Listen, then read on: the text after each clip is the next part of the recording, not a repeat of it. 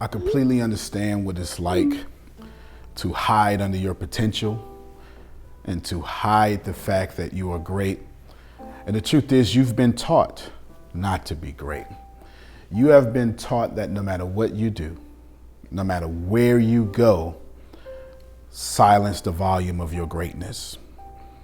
Turn down the oil in your anointing. I completely get it. It's funny how no matter what we do, no matter how far we take it, we've been taught, don't be great. And we've been taught that since we were children. I say this respectfully.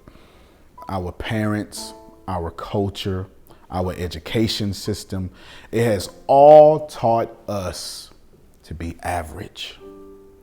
And I want to talk to you today about stop hiding. Don't worry about what's going on in your life. Don't worry about how you're going to be judged. Stop hiding. You're here for a reason. You are here because there's something about your smile that this universe needs. We need you. We need your smile. We need the way your hair lays on your shoulders. We need the way your arms come out of your shirt. There is something that only you can give to us that we can never get anywhere else. You see, I remember when I was younger, when I was sleeping in a trash can, and every single person forgot about me. I remember thinking, 6, 7 years old, how useless I was. I remember thinking that, how can you love me? My own mother doesn't love me. My own father does not love me. And the truth is, I thought that I was useless. I thought that there was no way that I could add value to anything, to anybody, to any part of this world. As a matter of fact, this was my place. And some of you are suffering from that right now. You may not be in the physical trash can, but you are suffering from, this is my place. You're behind on your credit cards and you have convinced yourself, this is my place. You want to lose weight. You're doing everything you can to lose weight and you're not losing that weight. And you're thinking to yourself, this is my place. You've left a great paying job and now you're starting that entrepreneur journey and it's not working out the way you thought it was going to work out or as fast as you thought that it was going to work out. And you are thinking to yourself, this is my place. There's discord in your family and every single relationship that you have between your children and your significant other and whoever it may be. And you're thinking, this is my place. Let me help you. Your place is whatever you say it to be, however you say it to be. So if you have something wrong with your life and that has become your place, it is because you have given permission to yourself to stay in that place. This greatness that we live in, God has never determined that you are in a place that's unworthy of you. It's just never going to happen. It never has happened.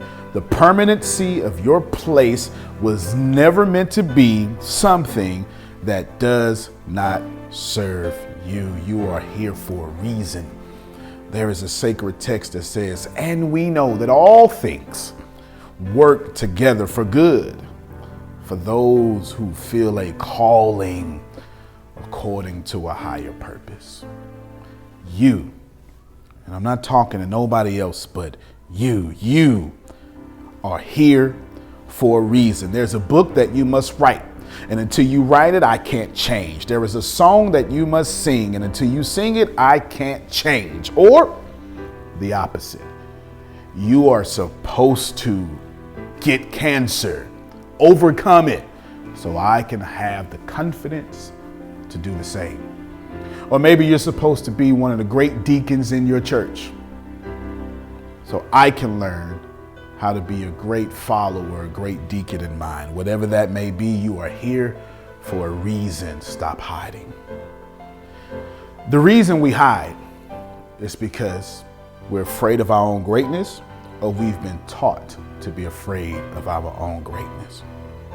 I really hope that you can find a way to stop hiding in you. I remember being homeless, and I remember joining the Boys and Girls Club about 7, 8 years old. And I remember trying to get this $25 a year. It was extremely hard, let me tell you, okay? Extremely hard to get this $25 a year that it charged me. Actually, when I joined, it wasn't even called the Boys and Girls Club. It was just called the Boys Club. And I remember being extremely athletic, and I was one of the younger kids. I can do a backwards flip. It was crazy the stuff that I could do. And I was just being me, and all my athleticism and all my charisma. And I was just getting out all the energy that I had because I knew that I had to go back to a trash can. I understood that my night would be terrible. My hunger would be loud. And my pain would be louder than my prayers. I got that. And so I 100% was alive during the day because I knew I would die at night. And I remember going out, going to the Boys and Girls Club, and I'm doing all this great stuff. And one of the adults came to me and said, "Stop showing off." Now, they didn't know my situation. And I mean, no disrespect to this adult. I'm not sure why, but the way that it came off, or maybe the way I received it, or maybe I was just so impressionable, I'm not sure, but I followed it. And I remember thinking that I must be doing something wrong. I'm not fitting in. And I made a meaning out of stop showing off. I made a meaning that I wasn't allowed to be alive no matter where I was. Can you imagine that? Can you imagine knowing that you're going to die in the night?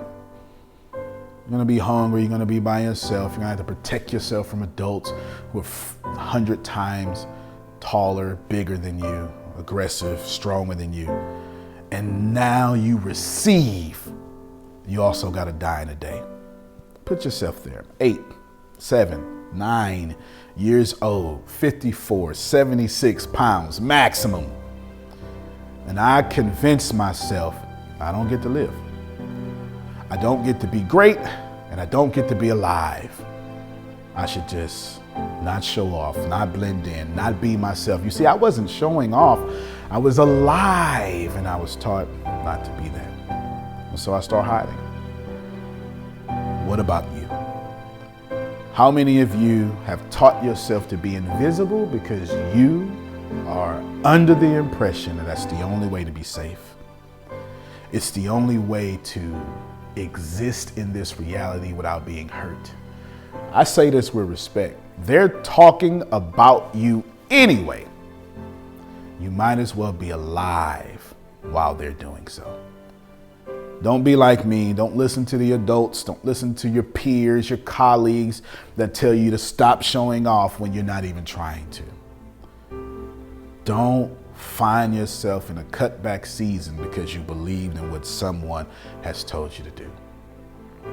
I want you to understand that no matter where you are in life, no matter how far behind you feel, no matter what is going on, no matter how broke you are, no matter how broken you are, God's plans for your life can absolutely include your mistakes.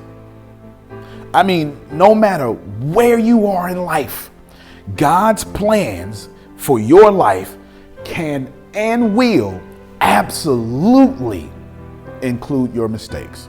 That's a powerful realization to have. No matter what you're going through, no matter what you're doing, no matter how many times you've been to jail or not, no matter how many times you've been broke or not, no matter what your credit card debt is or not, God's plans can include your mistakes. As a matter of fact, you're not behind. You do not control time, so how can you say that you're behind? You don't have the power over your life to put yourself behind. Oprah says that there are no mistakes. There are just roads that take you to the same destination, and every now and then, we take a longer road. God can get you wherever you need to be.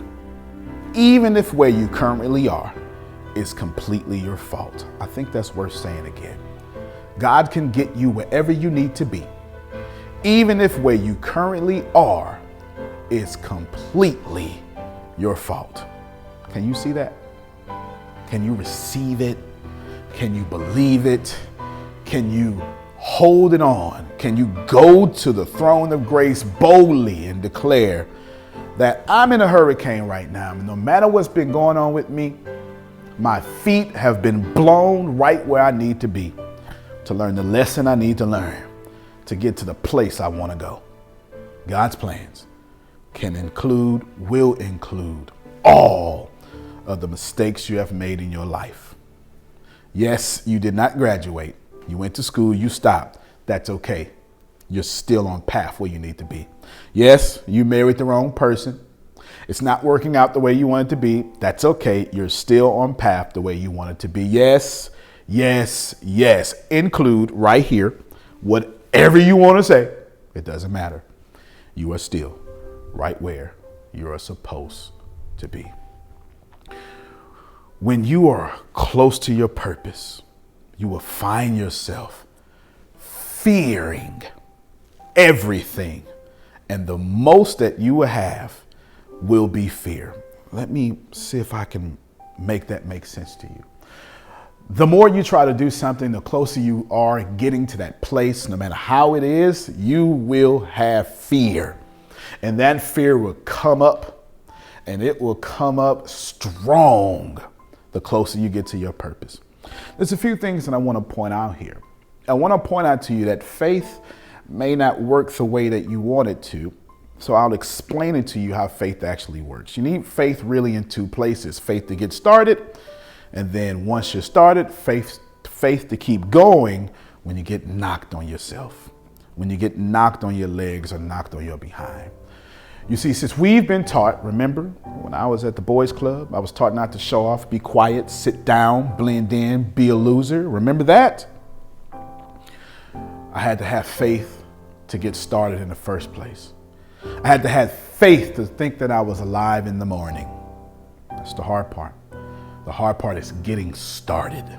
The hard part is knowing that when you decide to do something, it takes faith in order for you to believe that you can do it. Les Brown, great motivational speaker, he is quoted saying, "Making $1 million was easy, but believing that I deserve to be a millionaire was the hardest thing that I ever had to do in my life." That takes faith in order to believe you can get started making $1 million. Now, once you get started, there's a sacred text. I really love this part. It's a guy named David. He's a sheep herder. He is a loser by all stretches of what the world says is winners versus losers. He doesn't smell like perfume. He smells like sheep manure. He is the outcast of his family, and then he becomes king. And on this journey to king of it all, he says, "I walk through the valley of shadow of death, and I will feel no evil." Now, it takes faith to get started. But when you can't see what's forward, when you're in the valley of the shadow of death, when you know death is coming, it would absolutely take faith to keep going. Sometimes faith becomes the cement that you need to walk on before you get there. No matter what you're going through, when you're closest to where you want to get, when you believe and now you have to be tested, you will be in more fear than you've ever been in your life. Which allows me to tell you, and I say this respectfully, stop worrying about who's not for you. I cannot stress to you enough that when you are inside the will of God, it will automatically put you outside the will of people. No matter how you look at this, the moment you decide to get something that is worthy of you, people outside of you will get upset at that and believe you should be in their dreams, not your own. you will find yourself in a position in which you're worried about what others think. You see, before I started this journey, I remember thinking if I make money, then my family would think I've changed. Can you relate to that? That you would have to explain what you're doing for your community or explain how you haven't changed. I remember being positive and people would tell me, look, just because you're positive doesn't mean I need to be positive. You don't get to look down on me. And that put me in a state of fear. It put me in a place in which I didn't want to try as hard because I didn't want to get the feedback from the people that I loved.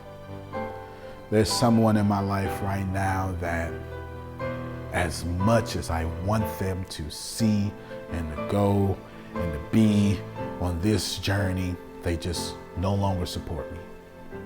It's just, no matter how hard I try to change it, no matter how positive I want to be, no matter how positive I am, we've just drifted apart.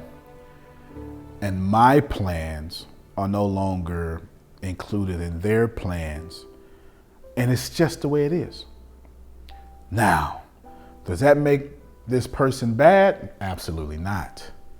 Sometimes you will get to a place where your journeys must go in different directions. I'm pretty sure we will come back to the same road, but right now, their road and my road are individual roads. It's just the way it goes. Now, does that feel good? Absolutely not. But I wish them the greatest of well-being they could possibly have, and they wish the same for me. Remember that no matter how this works out for you, I'm telling you, you can't worry about who is for you and who is not against you, because people don't have the power to stop your blessings. No matter who's against you, for you, with you, all that stuff in the middle, no one has the opportunity to hold a blessing against you, hold an opportunity against you or for you. No one can hold the keys to your destiny because no one controls them. It just doesn't work that way. Nobody, and I mean nobody, will stop you from getting what you want. It just can't work that way. Now you can stop you from getting what you want. And here's the best way to stop getting what you want. You have an idea, you have a purpose, you know what you want to do, you have a plan, and then you wait until it's the perfect time to do that plan. And then you start crossing T's, dotting I's, and curving S's, and you're doing everything you can to make sure that at the right time, you're going to do the right time, you're going to do the right time, and you're going to do the right time, and when it's the right conditions and the right weather with the right people, and that's how you stop yourself. In truth, it is never going to be the right time to do anything that would change your life. The right time to do something that would change your life is now. The conditions will never line up. The stars won't align, the planets won't align, and neither will your friends. Do yourself a favor and stop notifying people, or stop asking permission, I should say. Stop asking people permission to be great and just notify them of your greatness. And if a notification of your greatness offends them, say nothing, wish them well, and be great anyhow. I want to tell you that you will never be punished. You will never be punished for being great. Now, here's what you need to understand. The way this universe is set up, you will always be punished for not making it better.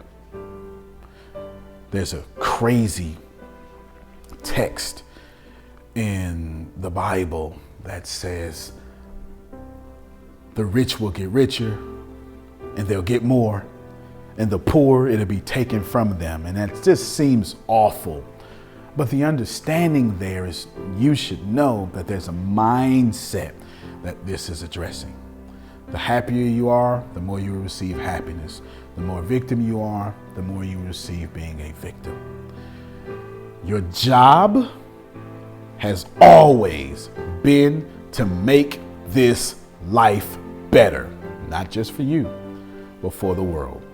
And if you find yourself not being great in this world, not being great the way you were supposed to be, this universe will punish you. It will take from you every opportunity because you've procrastinated, because you had the wrong opportunity. True story. There was a mother who had two wonderful boys. They were fantastic. They did a good job. She sent them out to play by the sand dunes. And these two respectable kids, they always came home before the street lights came on, and this time they did not. Mother frantically called the police. They looked for the kids, didn't find them till the next morning. They saw the younger of the boys, neck high in a sand dune, struggling to breathe.